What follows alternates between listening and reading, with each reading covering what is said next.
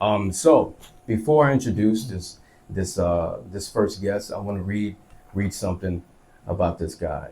Our next talk is with a very brilliant mind who has come to Dubai and wasted no time implementing his expertise in the filming industry.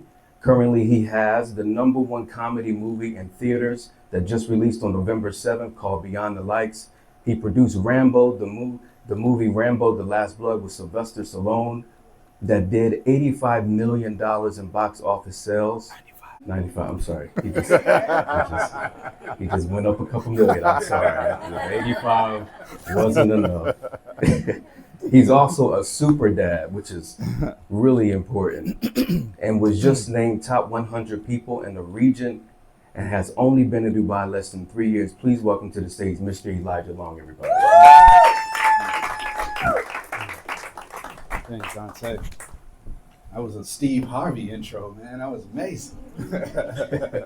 Thank you, bro, for being here. Absolutely. I met Elijah earlier this year, I believe, and he was giving me some insight on some documentary series stuff that I wanted to work on. Mm-hmm. And once we started talking, we realized we had the same concept when it comes to forward thinking in regards to people and projects. And then we started talking Grammys and talking all of this different stuff, and it led to some incredible things. So, yeah, Elijah. So I'm gonna dive right into these three questions for you. So, your story being one of one, where you flew over a large amount of cast members, a movie crew, and many others. Please explain your challenges in the filming aspect and how that translated to having a number one comedy movie in the Middle East today. Well, I'll tell you this. You never know what the movie's going to do when you're filming it. You just hope it does well and resonates. What I've realized as an artist, you can't make art for other people. You have to make what you like and hope it resonates with everyone else. I just really feel that when we put this film together, so for the people that don't know, I paid attention to what brands were spending money on and how they were marketing. They were buying influencers by the dozens. And I said, okay, they use influencers to market literally everything. So why not put them all in one movie? So I took the biggest influencers that I had access to, Adam Waheed, Don Benjamin, Daystorm Power, King Batch, all of these massive influencers, and I put them all in one movie. And I added one wild card. That one wild card was an unknown comedian at the time named Matt Rife. Matt Rife, no one knew who he was. No one knew anything about Matt. He had the lowest numbers on the totem pole. But you fast forward 2 years later, and he's one of the biggest comedians in the world. He outstreamed Dave Chappelle on Netflix. He was the number one streamed comedian for the last 2 years. Wow. And so with that being said, having him in my film was literally just a testament to really what Dubai is and what the UAE stands for, which is moving forward, and you don't know how it's going to explode over the next few years. So some of the challenges I would say was we shot this movie during COVID, and shooting a film towards the latter of COVID, we're still wearing masks. It's hot outside because, we shot this movie in June. 60% of the people that I flew over here had never been here before. So they were getting accustomed to the rules and how things need to be. And we were shooting in Abu Dhabi. We weren't shooting in Dubai. So it's a little bit more lax in Dubai. Yeah. At the same time, we were shooting during Eid. We as silly Americans didn't know that that's their version of Christmas. So therefore, people that we had done this deal with, they're at home. No one's picking up the phone when it's like, hey, we're headed to the location. No one's answering. We're like, wait, what's happening right now? We got a whole crew of people, and they're at home having, a good time. So with that being said, we had to quickly adjust. However, when we did get them on the phone, they were so accommodating. They were happy that we were shooting in this region. They were happy why we were shooting in this region, and the aesthetics that they were giving us were just absolutely beautiful. We were the first to shoot in front of the Grand Mosque. They allowed us to shoot in front of the Grand Mosque.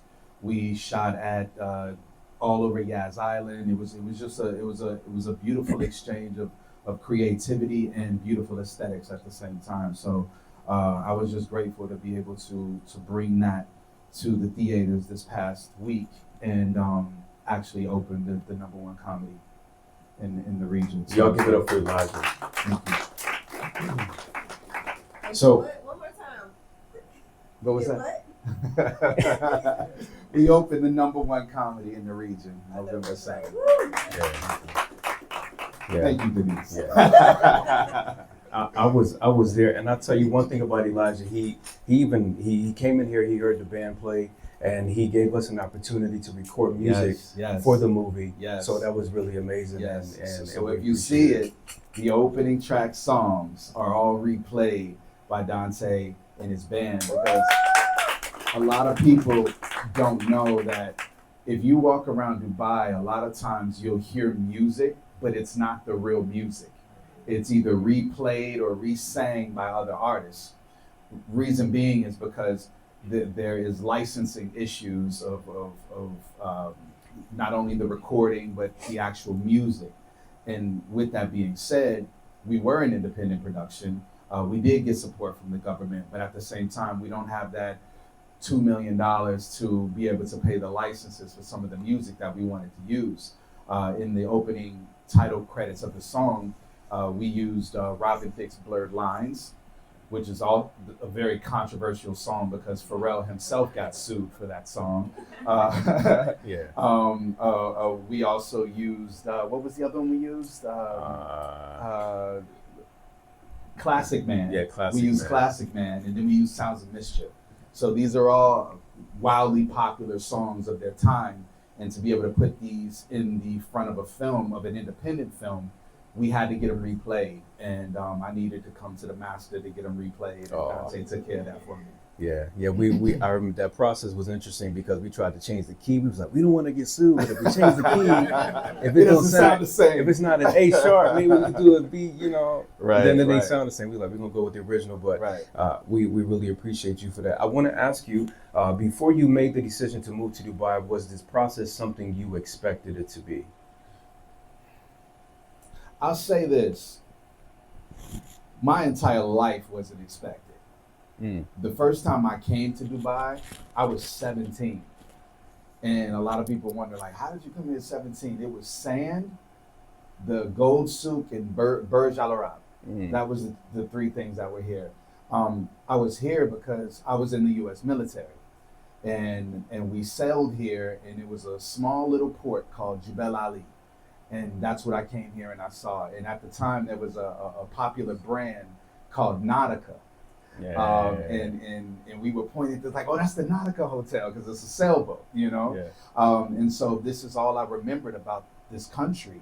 And to come back 24 years later and to see this beautiful city that they've developed, it's incredible. And during COVID, I had just came off Rambo. 2019 is, wildly successful. It literally exploded my career.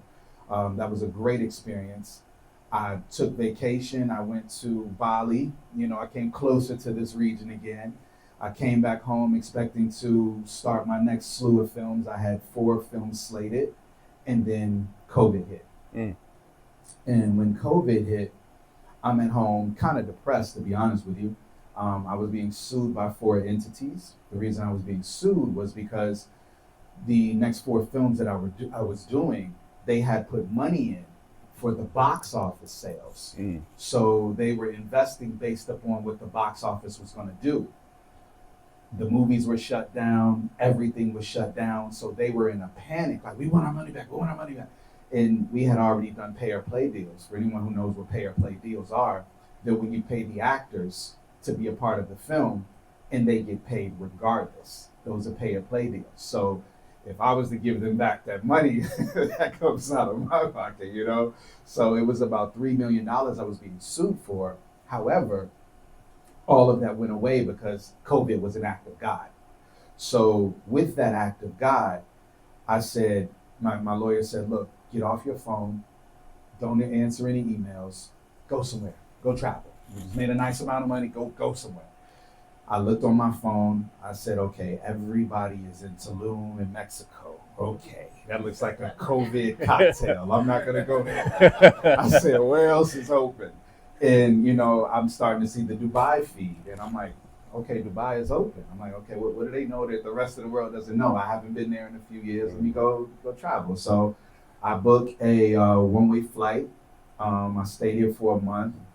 The first 2 weeks were a bunch of party because you couldn't do nothing in America. And the second half of the trip, I decided to take a real estate tour. And I said, maybe I need to invest here. And then I started looking, I said, well, wait, what can I do here entertainment-wise? And so I started going to different places and I started doing some research and I realized there were so many things that they didn't have.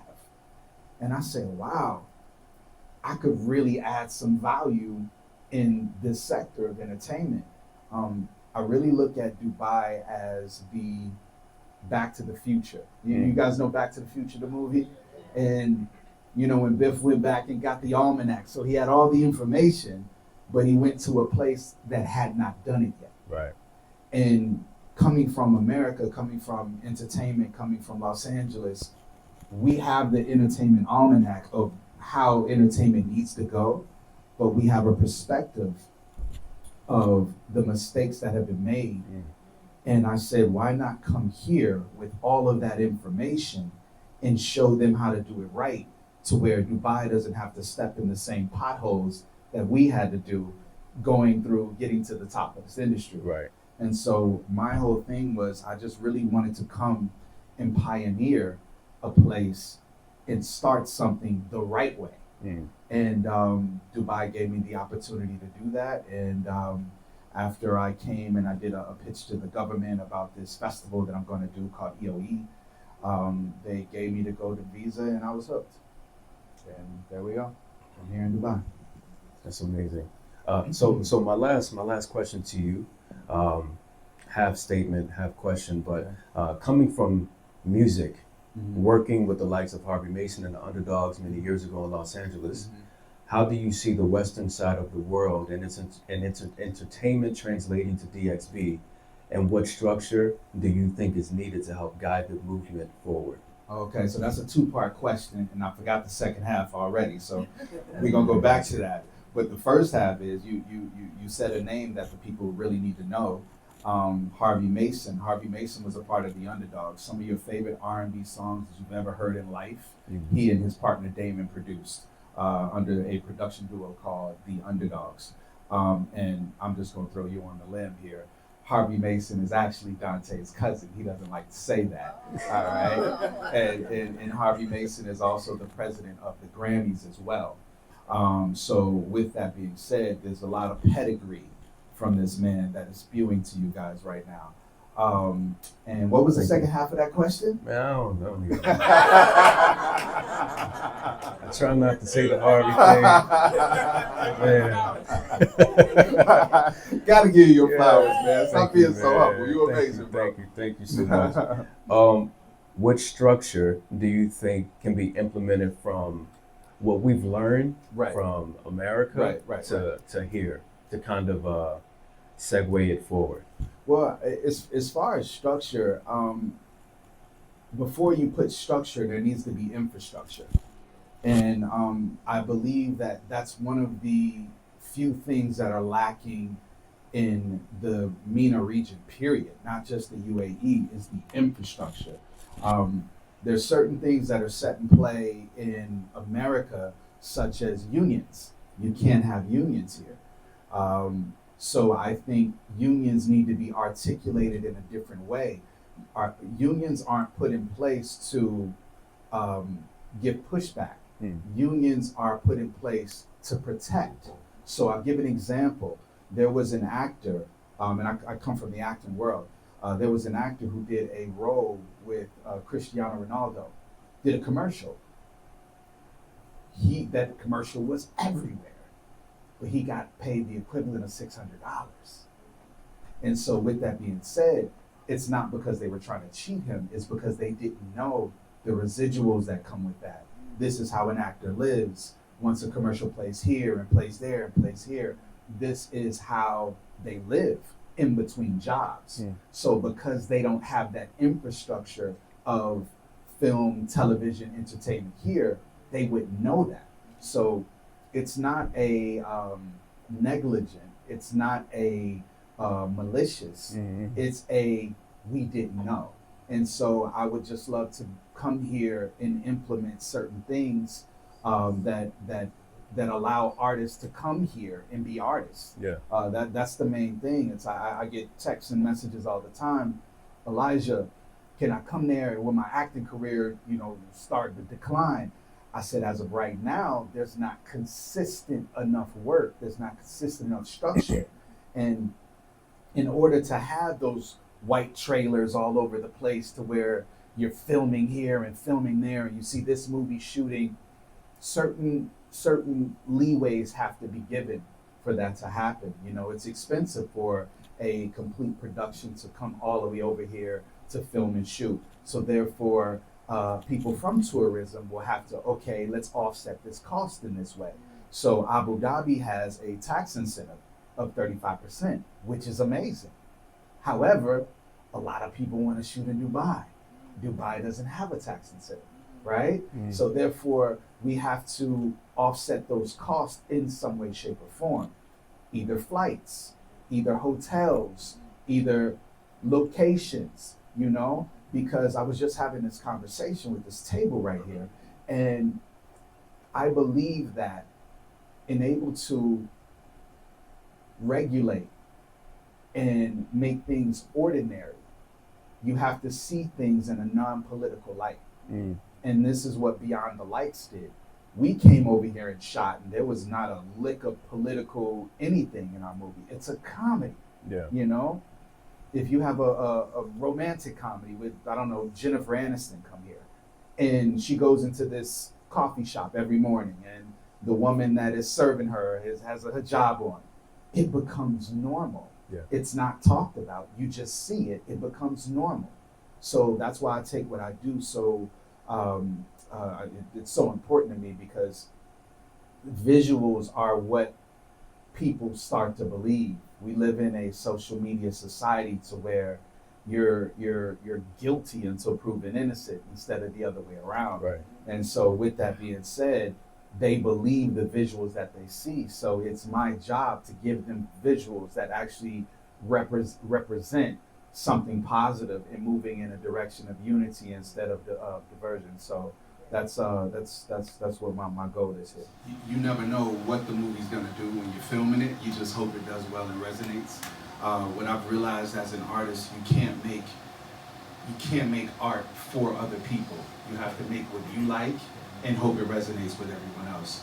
I just really feel that when we put this film together, so for the people that don't know, I paid attention to what brands were spending money on and how they were marketing. They were buying influencers by the dozens. And I said, okay, they use influencers to market literally everything. So why not put them all in one movie? And what structure do you think is needed to help guide the movement forward? Okay, so that's a two-part question, and I forgot the second half already, so we're gonna go back to that. But the first half is you said a name that the people really need to know. Harvey Mason. Harvey Mason was a part of the Underdogs. Some of your favorite R&B songs that you've ever heard in life, he and his partner Damon produced under a production duo called the Underdogs. And I'm just gonna throw you on the limb here. Harvey Mason is actually Dante's cousin. He doesn't like to say that. And Harvey Mason is also the president of the Grammys as well. So with that being said, there's a lot of pedigree from this man that is spewing to you guys right now.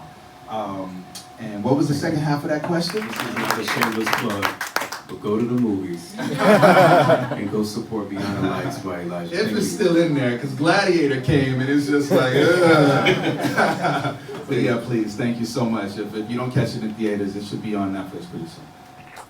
Thank you, bro. Thank I you, see you, man. man. Absolutely. Yes, Thank sir. you, bro.